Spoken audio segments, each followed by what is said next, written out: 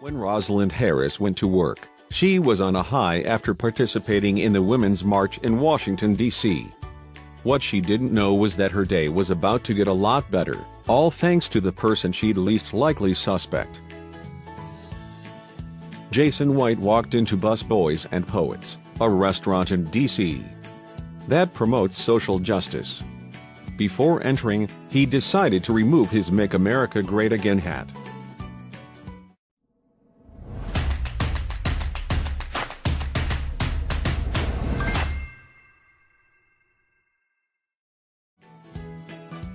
White and his two friends are from Texas. They were in town for the inauguration, as well as for the march, and to watch the guard at the tomb of the unknown soldier at the Arlington Cemetery.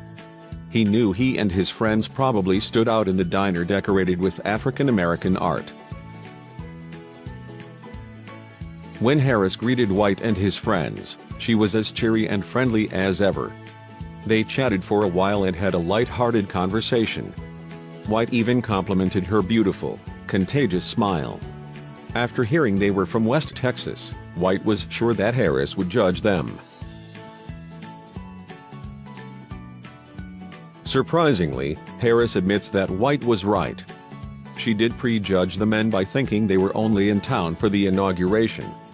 However, this didn't change her demeanor or attitude toward them. After finishing their meal, Harris presented them with the bill for $72.60. White wrote in a $450 tip, along with a heartwarming note of unity.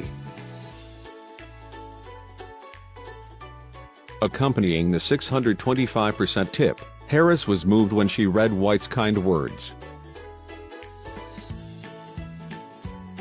"We may come from different cultures and may disagree on certain issues, but if everyone would share their smile and kindness like your beautiful smile, our country will come together as one people," the note reads. "Not race. Not gender. Just American. God bless." White told the Washington Post that he chose to tip $450 as a tip of the hat to the 45th president.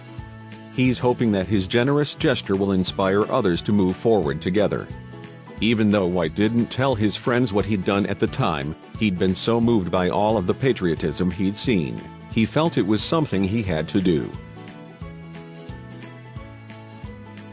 "We have to think about being better Americans. We have to look into ourselves and how we treat one another," he said.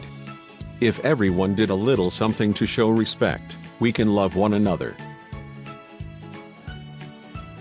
The men were gone before Harris had seen the note. She hadn't seen the tip until after reading the moving message. White's generosity overwhelmed the hard-working waitress. The money came at a time when she really needed it. She was in need of money for a new apartment and had picked up extra work shifts to cover it. "You automatically assume if someone supports Trump that they have ideas about you," she said, "but the customer was more embracing than even some of my more liberal friends, and there was a real authenticity in our exchange." White reflected on his actions and wants Harris, and others, to know that they probably have a lot more in common than one would assume.